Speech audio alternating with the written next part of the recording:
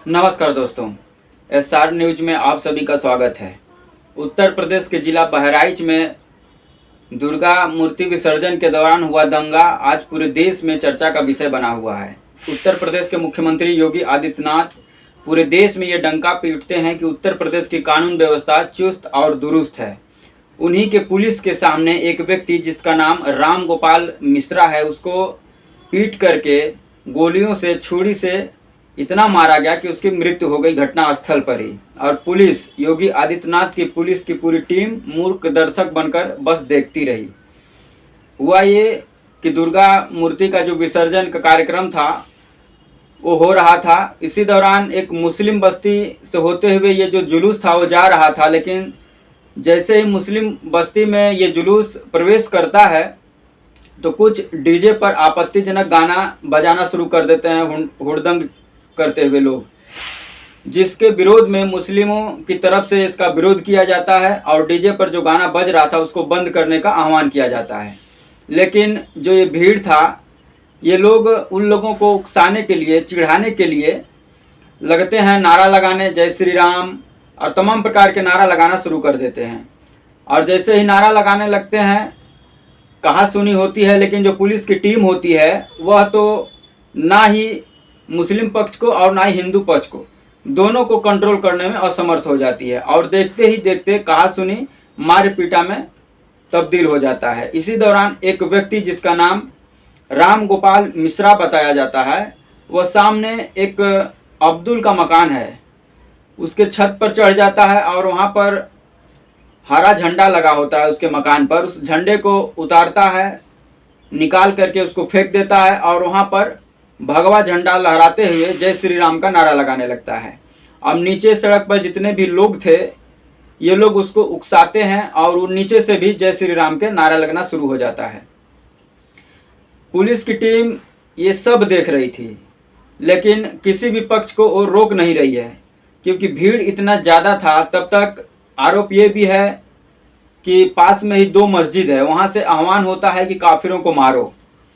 और इसी दौरान ये दंगा देखते ही देखते पूरी तरीके से ये जो है कि हत्या का रूप ले लेता है। और जो राम गोपाल मिश्रा जो छत पर चढ़ करके हरा झंडा उखाड़ के फेंक देता है और वहाँ पर भगवा झंडा लहराने लगता है एक मुस्लिम के घर पर, वो मुस्लिम का नाम शायद अब्दुल बताया जा रहा है।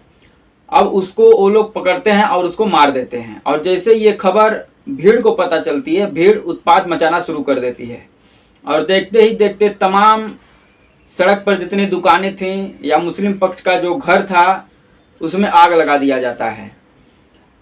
कार का जो है कि तमाम प्रकार की कार को जला दी जाती है। वहीं पास में मोटरसाइकिल का एजेंसी है, उस एजेंसी में आग लगा दी जाती है। मतलब तमाम प्रकार के जितने भी आस पास में कार, न्यूज के माध्यम से ये पता चल रहा है कि कम से कम 3 से 4 किलोमीटर के दायरे में ये पूरे दंगा को भड़का दिया जाता है और आगजनी की जाती है। जो घर में मिलता है उसको मारा जाता है। कितने मुस्लिम पक्ष हैं अपना घर छोड़ करके भाग गए हैं, कितने मुस्लिमों का कहना है कि उनके घर का सदस्य गायब हुए हैं, अभी तक उनका कोई अता पता नहीं है।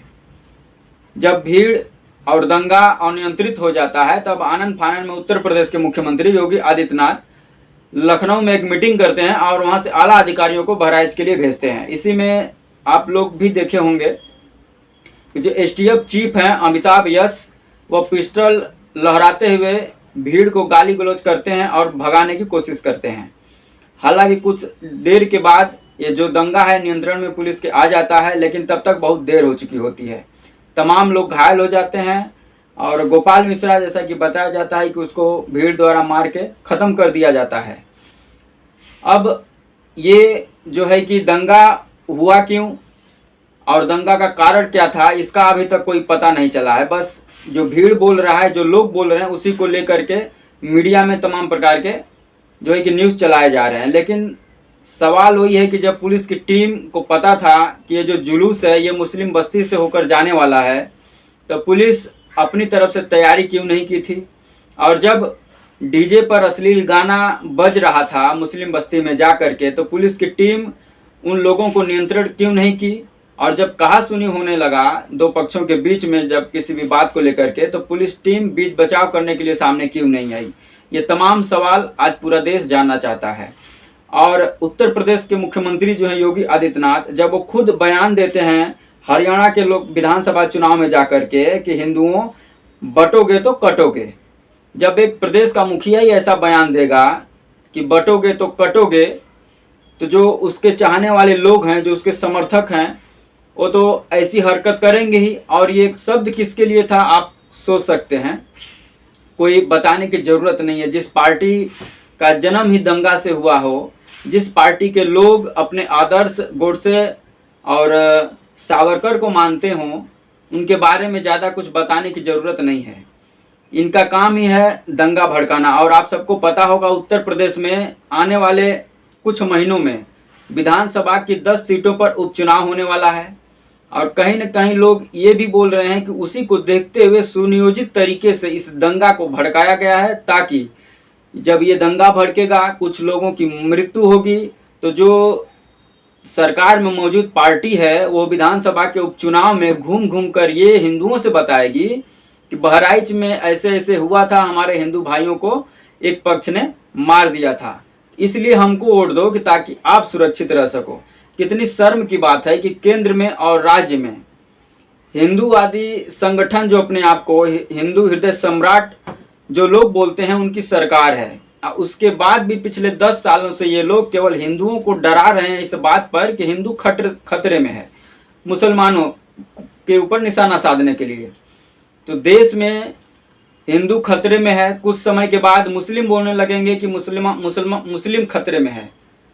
तो जब देश में ये गृह युद्ध जैसी स्थिति सरकार में बैठे हुए लोग खुद बना रहे हैं, इनका काम है बांटो और राज करो। ये लोग अंग्रेजों की नीति पर चलते हैं। जिस प्रकार से अंग्रेज हमारे देश में जब आए थे, तो उन लोगों का भी यही नारा था कि बांटो और राज करो, क्योंकि उनको पता था कि जो भारत के लोग हैं, जब तक इनको बांटोगे नहीं तब तक इनके ऊपर हुकूमत नहीं कर सकते हो। और उसी नीति पर ये सरकार चल रही है कि बांटो, हिंदू मुस्लिम जब तक करोगे नहीं तब तक हिंदू गोलबंद होंगे नहीं, और जब तक हिंदू गोलबंद होंगे नहीं तब तक हम लोग अपने जो है कि मंसूबों में कामयाब होंगे नहीं। तो ये चर्चा तो इस बात की भी है कि ये जो आगामी विधानसभा के 10 सीटों पर जो उपचुनाव होने वाला है, और जिस प्रकार से लोकसभा में बीजेपी उत्तर प्रदेश में हारी है, दावा इनका ये था कि 80 में 80 जीतेंगे, लेकिन उत्तर प्रदेश की जनता ने इनको दिखा दिया कि घमंड तो रावण का भी नहीं चला था। तो इन लोगों का क्या होगा। जिस प्रकार से समाजवादी पार्टी और इंडिया गठबंधन ने 43 सीटों पर उत्तर प्रदेश में हराया है, तब से योगी आदित्यनाथ बौखला गए हैं। और इनको पता है कि वापस से जीत की पटरी पर पार्टी को लाने के लिए जब तक हिंदू मुस्लिम करेंगे नहीं तब तक जीतेंगे नहीं, क्योंकि इनको पता है पीडीए के लोग जो हैं ये एक गोलबंद हो चुके हैं समाजवादी पार्टी और इंडिया गठबंधन की तरफ। और उसी का कारण था कि लोकसभा चुनाव में इनको बुरी तरीके से हार मिला है। और उसी का कारण था जो ये लहर चली थी पीडीए की उत्तर प्रदेश से, पूरे देश के लोगों ने एक मुश्त विपक्ष को वोट किया। और उसी का कारण था कि बीजेपी पूर्ण बहुमत की सरकार लोकसभा में नहीं बना सकी। उसी बात का पीड़ा अब बीजेपी को है, और बीजेपी जानबूझकर जगह जगह देश में दंगा फसाद करवा रही है ताकि बांट सके हिंदुओं को। और जब हिंदू बटेंगे तो गोलबंद होंगे तो इनको फायदा होगा। उसी का नतीजा है बहराइच में, क्योंकि बहराइच में पूरी तरीके से कानून व्यवस्था ध्वस्त हो चुकी है। उत्तर प्रदेश में एनसीआरबी का रिपोर्ट है कि सबसे ज़्यादा पुलिस के कस्टडी में मौत अगर किसी देश के किसी प्रदेश में हुई है तो उत्तर प्रदेश में हुई है। सबसे ज़्यादा बलात्कार अगर बहन बेटियों का किसी प्रदेश में हुआ तो उत्तर प्रदेश में हुआ है। सबसे ज़्यादा मर्डर, छिनैती, डकैती अगर किसी प्रदेश में हुआ है तो उत्तर प्रदेश में हुआ है। ये मैं नहीं बोल रहा हूँ, ये केंद्र सरकार की जो एनसीआरबी की रिपोर्ट आती है वो रिपोर्ट जग जाहिर है, पूरा देश जानता है। आप भी जाकर गूगल में सर्च करके पढ़ सकते हैं। और ये जो रिपोर्ट जारी किया है केंद्र में बीजेपी की ही सरकार है, वही जारी की है। तो कहीं न कहीं उत्तर प्रदेश में जो योगी आदित्यनाथ ये दम्भ भरते हैं कि उत्तर प्रदेश की कानून व्यवस्था पूरी तरीके से चुस्त और दुरुस्त है, ये सवालिया निशान जो है कि लगाती है उत्तर प्रदेश सरकार के ऊपर कि किस प्रकार से कानून व्यवस्था पूरी तरीके से ध्वस्त हो चुकी है। उत्तर प्रदेश में जंगल राज कायम हो चुका है। पुलिस प्रशासन नाम का किसी को कोई डर नहीं है, कानून का डर नहीं है। जिसको जब चाहे उठा लिया जाता है, जिसको जब चाहे मार दिया जाता है, जब चाहे दंगा हो जाता है। पुलिस की टीम असहाय हो चुकी है। पुलिस की टीम यदि चुस्त और दुरुस्त होती, कानून व्यवस्था अगर टाइट होता, तो आज जो बहराइच जल रहा है, जिसमें एक व्यक्ति की मौत हो गई है, तमाम लोग घायल हो गए हैं, हजारों करोड़ों की संपत्ति को लोग आग लगा दिए हैं, तमाम लोग अपने घरों को छोड़कर भाग गए हैं, घर को जला दिया गया है, ये सब चीजें देखने को नहीं मिलती। तो सीधी सीधी सवाल यहाँ पर है कि उत्तर प्रदेश में कानून व्यवस्था ध्वस्त हो चुका है।